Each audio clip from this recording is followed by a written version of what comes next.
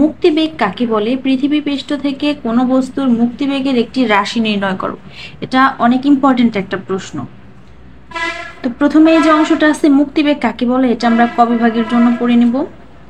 এরপরে যে অংশটা, যে পৃথিবী পৃষ্ঠ থেকে কোনো বস্তুর মুক্তিবেগের একটি রাশি নির্ণয় করো, সেটা সমাধানের ক্ষেত্রে আমরা প্রথমে লিখব ধরি পৃথিবীর ভর m এবং ব্যাসার্ধ r।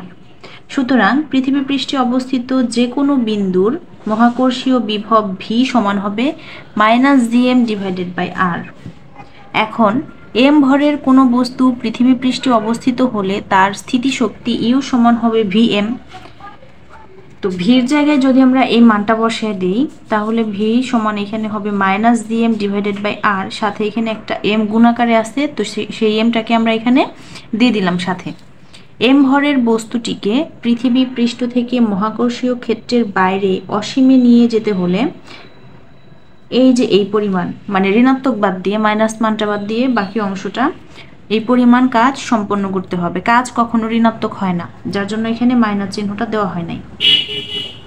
এরপরে লিখতে হবে নিক্ষিপ্ত কোনো বস্তুকে উল্লিখিত পরিমাণ বা তার চেয়ে বেশি শক্তি দেয়া হয়, তাহলে তা মহাকর্ষীয় ক্ষেত্রের বাধা অতিক্রম করে বাইরে চলে যেতে পারবে, যা আর ফিরে আসবে না।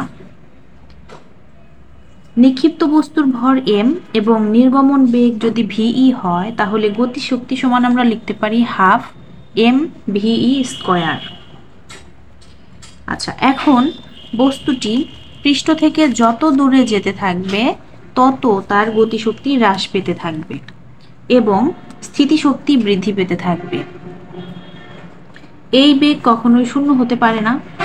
সুতরাং আমরা লিখতে পারি হাফ mve স্কয়ার, এই যে এটা সমান আমরা লিখতে পারি এই যে পরিমাণ কাজটা হয়েছে সেই কাজটা লেখা হইব।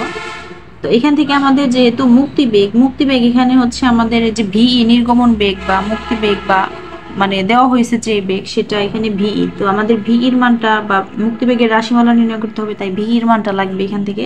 তো ভি স্কোয়ারটাকে এই পাশে রাখা হলো, এখানে হাফটা গুণ ভাগাকারে আসছে, এখানে 1/2, 2টা এখানে ভাগাকারে আসছে, ওই পাশে নিয়ে গেলে এটা গুণাকারে চলে যাবে।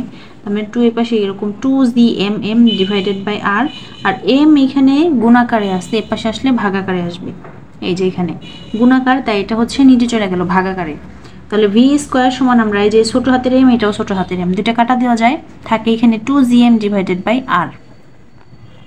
আমাদের লাগবে ভি এর মান, স্কোয়ার উঠাই দেওয়ার জন্য রুট করতে হবে। তো স্কোয়ার উঠে গেল এখানে, আর এখানে একটা রুট আসলো, তো রুট ওভার এই যে অংশটা ছিল সম্পূর্ণটা লেখা হলো। আচ্ছা, এখন আমরা জানি ছোট হাতের জি অভিকর্ষ ত্বরণ জি প্রকাশ করে এটা দিয়া, তো এটা সমান হচ্ছে root over gm divided by r square. এটা হচ্ছে আমাদের জির মান। তো এখান থেকে আসছে 2gm ডিভাইডেড বাই হচ্ছে r, এটাকে যদি r স্কোয়ার লিখি তাহলে একটা r দিয়ে এখানে ব্যালেন্স করা যায়। ব্যালেন্স করা গেলে এই অংশটা সমান আমরা এখানে ছোট হাতের জিটা লিখতে পারি। তাহলে এখানে থাকে রুট ওভার 2 থাকলো, আর এই অংশটার বদলে আমরা লিখতে পারি হচ্ছে জি, সাথে এখানে আছে r, তো rটাকেও দেওয়া হলো। তো ভি সমান ফাইনাল আমরা যে মানটা পেলাম এখানে রুট ওভার 2gr। তো ইহাই হচ্ছে মূলত মুক্তিবেগের রাশিমালা। প্রশ্নটা অনেক ইম্পর্টেন্ট, খুব ভালোভাবে পড়তে হবে।